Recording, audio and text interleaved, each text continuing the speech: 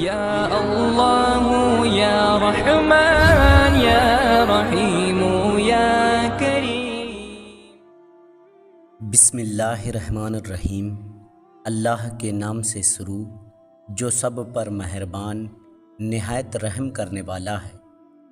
پیارے دوستوں، سچی حکایت کتاب میں بیان کیا جاتا ہے کہ کسی جگہ پر ایک بوڑھی عورت اپنے جوان بیٹے کے ساتھ میں رہ رہی تھی۔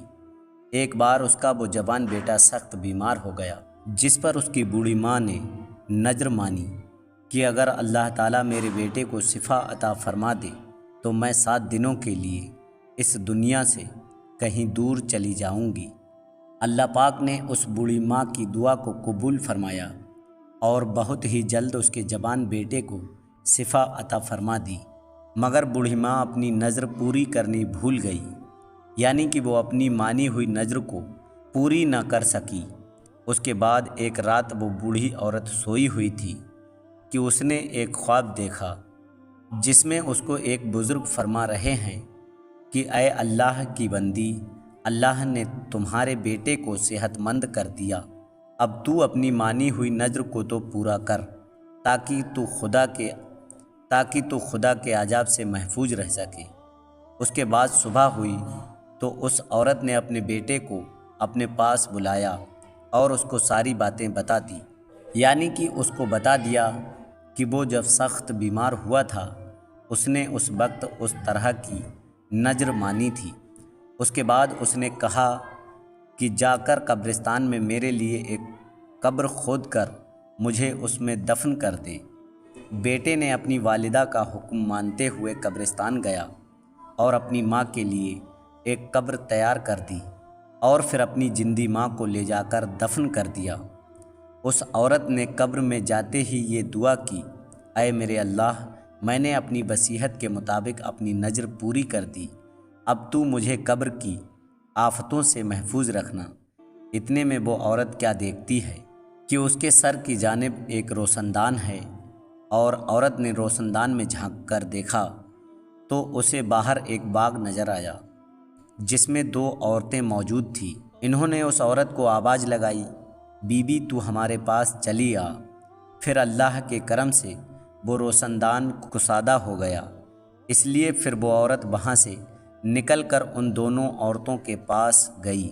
باغ میں جا کر اس عورت نے دیکھا کہ وہ دونوں عورتیں باغیچے میں گھوم رہی ہیں۔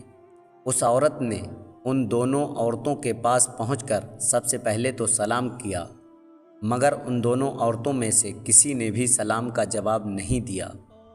یہ دیکھ کر اس عورت نے ان دونوں عورتوں سے پوچھا کہ ابھی تم تو دونوں باتیں کر رہی تھی، لیکن ابھی میں نے آپ سے سلام کیا تو آپ نے میری سلام کا کوئی جواب نہیں دیا۔ اس پر وہ عورتیں کہنے لگیں، اے عورت، سلام کرنا تو عطا کر بندگی ہے، لیکن ہم یہاں پر اس سے روک دیے گئے ہیں۔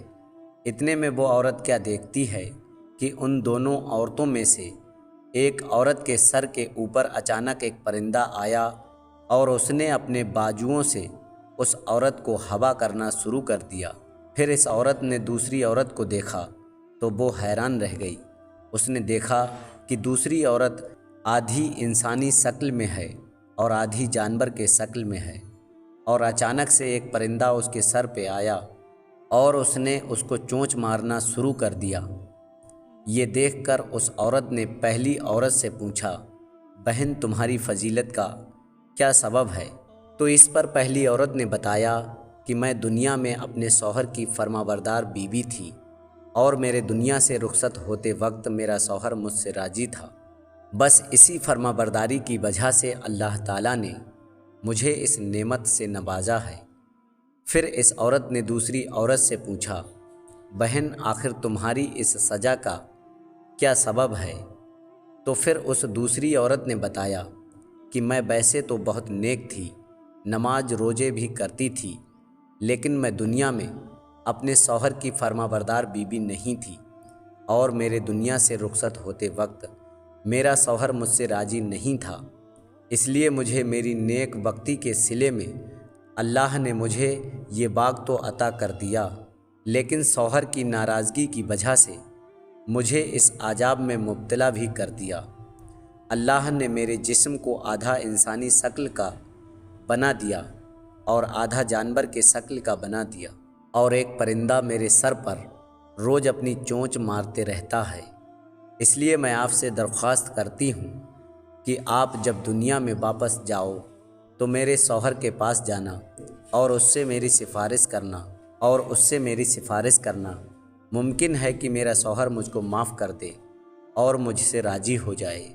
پھر جب اس عورت کے 7 دن گزر گئے تو ان دونوں عورتوں نے اس سے کہا، بی بی آپ کے دن پورے ہو گئے ہیں، اب تم اپنے قبر میں واپس چلی جاؤ، تمہارا بیٹا آیا ہوا ہے۔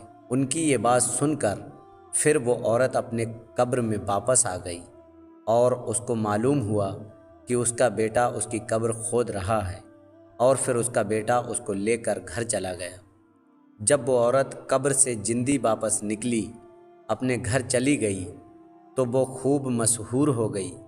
جگہ جگہ پر لوگ اس کی باتیں کرنے لگے کہ فلاں عورت اپنی نذر پوری کرنے کے لیے قبر میں 7 دن تک رہ کر واپس آئی ہے۔ یہ خبر سن کر دور دور سے لوگ اس سے ملنے کے لیے آنے لگے، جن میں سے اس عورت کا وہ شوہر بھی شامل تھا جس سے اس عورت نے اپنی سفارش کی درخواست کی تھی۔ اس عورت نے اس شخص سے اس کی بیوی کا تمام حال بیان کر کے اس کی سفارش کی، جس پر اس شخص نے اپنی بیوی کا قصور معاف کر دیا۔ اس کے بعد اس عورت نے ایک رات خواب میں دیکھا جس میں اس کی بیوی بھی یہ کہہ رہی تھی کہ بیوی تمہاری وجہ سے اللہ مجھ پر سے وہ عذاب ہٹا لیا ہے، مجھے اس عذاب سے نجات مل گئی ہے۔ اس کے بدلے میں اللہ تعالیٰ تیری بھی سارے گناہ کو معاف فرما دے اور تجھے بھی اللہ اس کی بہتر جزا فرمائے۔ تو پیارے دوستوں، یہ ہے شوہر کی نافرمانی کی سزا۔ اگر کوئی عورت اس دنیا میں نماز روزے کی پابند ہے، لیکن اگر وہ اپنے شوہر کی فرما بردار بیوی نہیں ہے، اللہ تعالیٰ اسے قبر میں سخت عذاب دے گا۔ اللہ سے دعا ہے کہ اللہ پاک ہمارے اسلامک بہنوں کو شوہر کی فرما برداری کرنے کی توفیق عطا فرمائے۔ آمین، اللہم آمین۔ پیارے دوستوں، کل پھر ملتے ہیں ایک اور نئے ویڈیو کے ساتھ، تب تک کے لیے دعاؤں کی گزارش۔ اللہ حافظ۔